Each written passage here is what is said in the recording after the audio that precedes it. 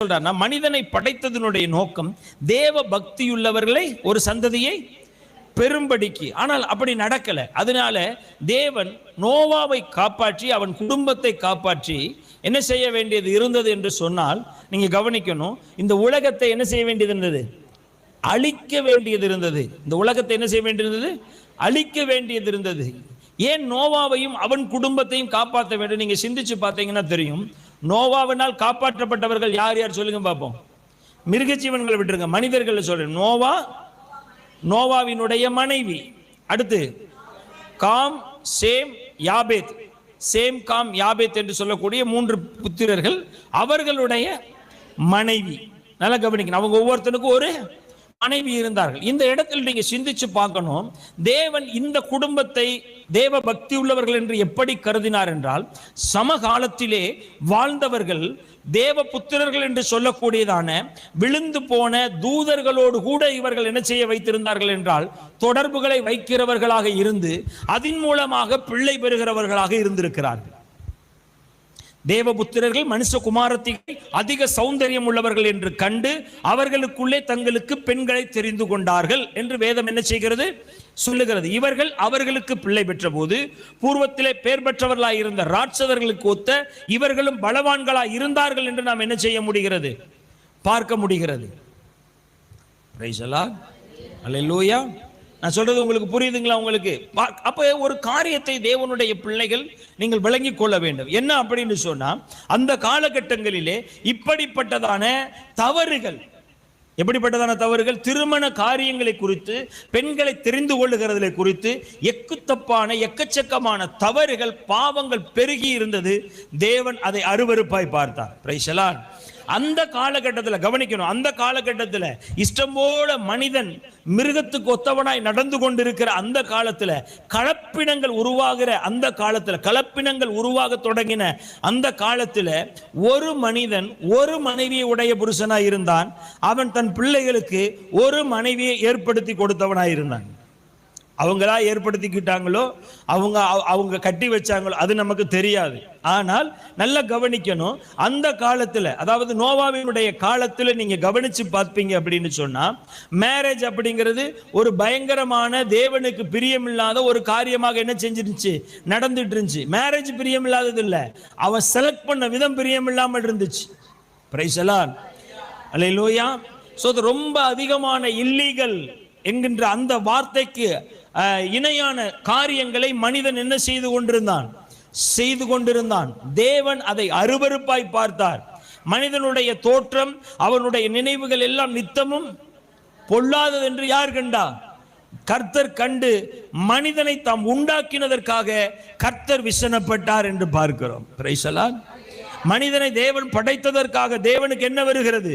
விசனம் வருகிறது. எதனால் அந்த விசனம் வருகிறது? சோதர அவர்களுடைய செயல்பாடுகள், குறிப்பாக திருமண உறவுகளிலே அவர்களுடைய செயல்பாடு ஒட்டுமொத்தமாக ஒரு அழிவின் பாதையை நோக்கி சென்று கொண்டிருந்தது. தேவனுடைய திட்டம் தேவ பக்தியுள்ள சந்ததியை பெரும்படிக்கு. ஆனால் இங்கே பிறக்கிற சந்ததி எப்படிப்பட்ட சந்ததியாக இருக்கிறது?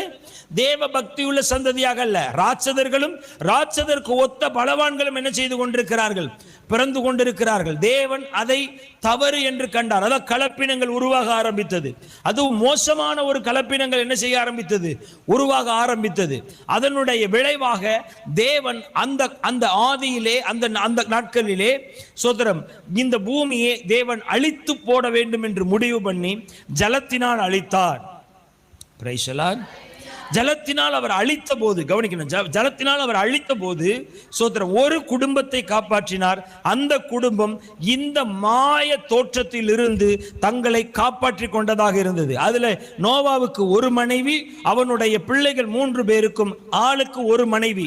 தன் சமகாலத்திலே மனிதர்கள் தாறுமாறாய் வாழ்ந்த போது ஒரே மனைவியுடைய புருஷனாகவும் அந்த இடத்திலே அந்த கலப்பினங்களுக்கு நேராக தன் குடும்பத்தை நடத்தாதபடிக்கு காவல் காத்து கொண்டிருந்த அந்த நோவாவை தேவன் காப்பாற்றினார். ஆமென் சொல்லுங்களேன். அல்லேலூயா. இது ஒரு படிப்பினை தேவனுடைய பிள்ளைகள் கவனிக்க வேண்டும். நோவாவின் நாட்கள்ல எப்படி நடந்ததோ அப்படியே மனுஷகுமாரன் வருகிற நாட்களிலும் என்ன செய்யும்? நடக்கும். எப்படி எனில், மனுஷர் தங்களுக்கு பெண் கொண்டு பெண் கொடுத்து. அப்ப அந்த வார்த்தையை ஏன் கவனிக்கிறீங்க? நோவா காலத்திலையும் பெண் கொண்டு. நோவா என்ன பெண் கொள்ளலையா? நோவா சம்பந்தம் பண்ணலையா? நோவா திருமண உறவுல இல்லையா? சன்னியாசியா வாழ்ந்தாரா? இல்ல அவருடைய பிள்ளைகள் கல்யாணம் முடிக்காதவர்களா இருந்தார்களா? அவர்களும் பெண் கொண்டு பெண் கொடுத்தவர்கள் தானே. ஆனால் ஏன் அந்த வார்த்தையை தேவன் சொன்னார் என்றால், அந்த காலத்திலே திருமணம் என்கின்ற பேரிலே நடந்த அத்தனையும் தவறான ஒரு உறவுகளுக்கு நேராக வழிநடத்தி கொண்டு போனது மனுக்குலத்தை. ஆமென். ஆனால் நோவா என்ன செய்தார் என்றால், அவர் ஒரே மனைவியுடைய புருஷனாக தன்னை காத்து 3 பிள்ளைகளை அந்த மனைவியினிடத்திலே பெற்று அவர்களுக்கு ஒரு பிள்ளையை செஞ்சிருக்கிறார், சம்பந்தம் பண்ணி இருக்கிறார். அதனாலதான் நோவா காப்பாற்றப்பட்டார். கடைசி காலத்துல கவனிக்கணும், திருமண உறவுகளுக்கு நேராக பிசாசானவன் என்ன செய்ய பார்க்கிறான்? வேட்டு வைக்க பார்க்கிறான். எதற்கு வேட்டு வைக்க பார்க்கிறான்? திருமண உறவுகளுக்கு என்ன செய்ய ஆரம்பிக்கிறான்? வேட்டு வைக்க பார்க்கிறான். அதனாலதான் நீங்க கவனிக்கணும், சோத்திரம், தேவன் மனிதனை படைத்த நோக்கத்தில் இருந்து நாம் மீறி விலகி போய்விட்டோம் என்றால், நோவா காக்கப்பட்டது போல கர்த்தருடைய வருகையிலே நாமும் காக்கப்பட முடியாமல் போய்விடும். Price the Lord. அதனால ஒருபோதும் நாம் என்ன செய்யக்கூடாது என்றால், குடும்ப உறவுகளை நாம் மதிக்கிறவர்களாக, ஆமென், அல்லேலூயா, தேவன் ஏற்படுத்தி கொடுத்த அந்த உறவுக்கு நாம் தேவனுக்கு கொடுக்கிற கணத்தை வெளிப்படுத்தும்படியாக நாம் காத்து நடக்க வேண்டியது இந்த இறுதி காலத்தில் அவசியமாக இருக்கிறது. ஆமென், அல்லேலூயா.